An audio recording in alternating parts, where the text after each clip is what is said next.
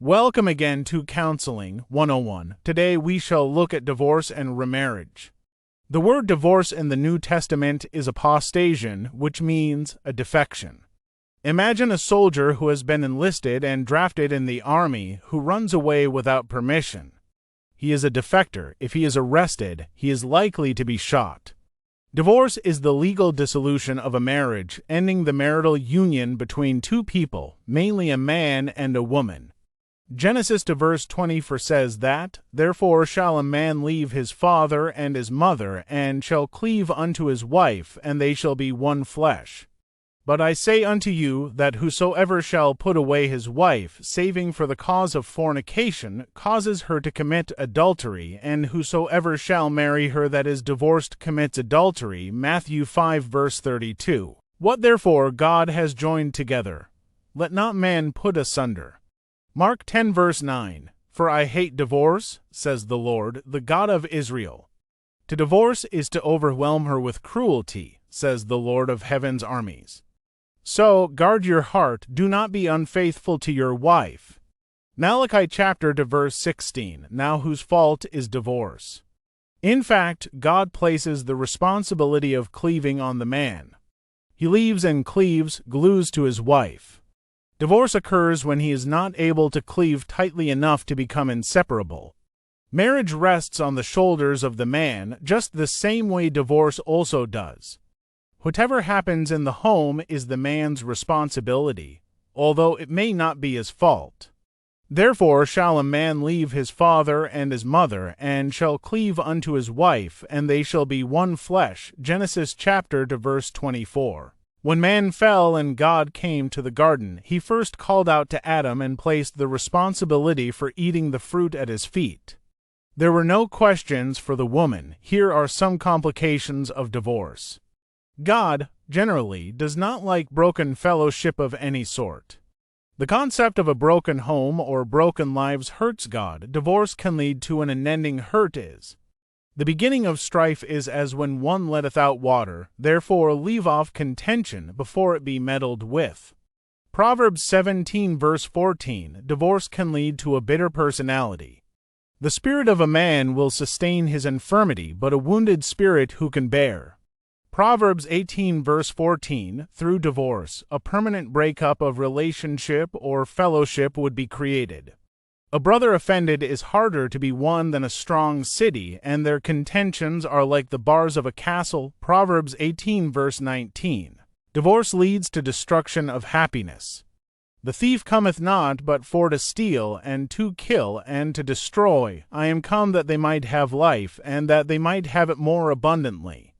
John 10 verse 10, divorce leads to a broken or wounded spirit and emotions. Marriage involves emotions, so a breakdown leads to the tearing apart of soul ties.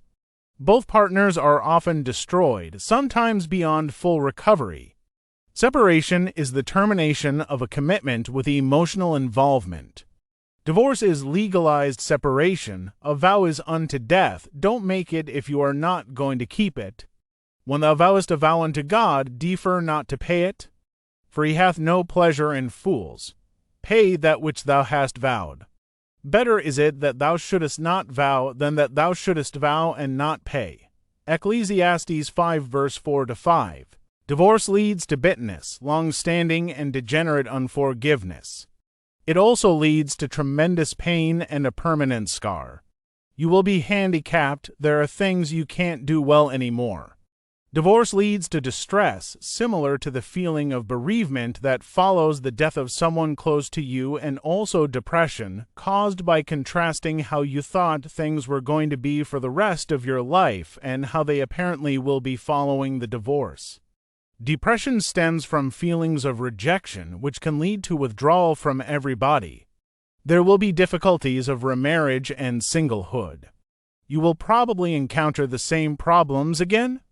You will always wonder whether you could not have made your marriage work. The children will be greatly affected and may become social deviants. This is very common. You may always suffer from a broken or wounded spirit, bitterness, and deep-seated resentment, which will have a very bad effect on your spiritual and prayer life. Here are some factors that lead to divorce. 1. Adultery. When adultery occurs, it leads to mistrust and eventually a breakdown of the whole marital union. 2. Unresolved hurts and offenses leading to a state of chronic unhappiness and depression. 3. Violence in the marriage, where one party resorts to violence and sharp abusive words to resolve conflicts. 4. Childlessness. Some people allow a situation of childlessness to degenerate into a breakup of the relationship. 5. Long separation, where one spouse travels to live in another country and the other is unable to join due to an inability to obtain the necessary visa. 6. Interference from relatives and friends. 7. Too much parental influence and control and too many dependents from extended family members. 8. A bad attitude, a persistent and deliberate bad attitude that cannot respond to advice, rebuke, admonishing, or entreaties from anyone, including the pastors. Well, there are several other factors that could lead to divorce. If you have any further cause, do leave it in the comments section below. Let us now look at the benefits of remarriage. Remarriage can bring numerous benefits, and these include: 1. Emotional support. A new partner can offer emotional support, companionship, and a fresh perspective on life. 2. Financial stability. Remarriage can lead to increased financial security, shared responsibility, and higher standard of living. 3. Family unity. Remarriage can provide a sense of unity and stability for children, blending families together. While remarriage can be a beautiful new chapter, it also presents challenges, including 1. Adjustment period. Adapting to a new partner, family dynamics, and lifestyle can take time. 2. Baggage from previous marriage. Unresolved issues and emotional scars from the previous marriage can impact the new relationship. And 3. Blended family dynamics. Integrating children, stepchildren, and ex-partners can be complex and require patience.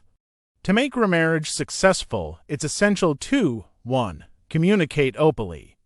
Communicate openly and honestly with your new partner about your past, present, and future. 2. Embrace each other's differences. Embrace each other's differences and create a new blended family culture. And 3. Seek support. Seek support from friends, family, or a therapist to navigate any challenges that arise, and don't forget to pray as well. In conclusion, divorce and remarriage are common experiences for many individuals. While remarriage offers a fresh start and a new opportunity, it also presents challenges that require effort and commitment to overcome. By acknowledging the benefits and challenges, individuals can approach remarriage with a clear understanding and a willingness to build a strong, healthy relationship. Remember, every new chapter in life offers a chance for growth, love, and happiness. Well, this is the end of this session. If you like this video, smash the like button for others to watch and see you next time. Cheers.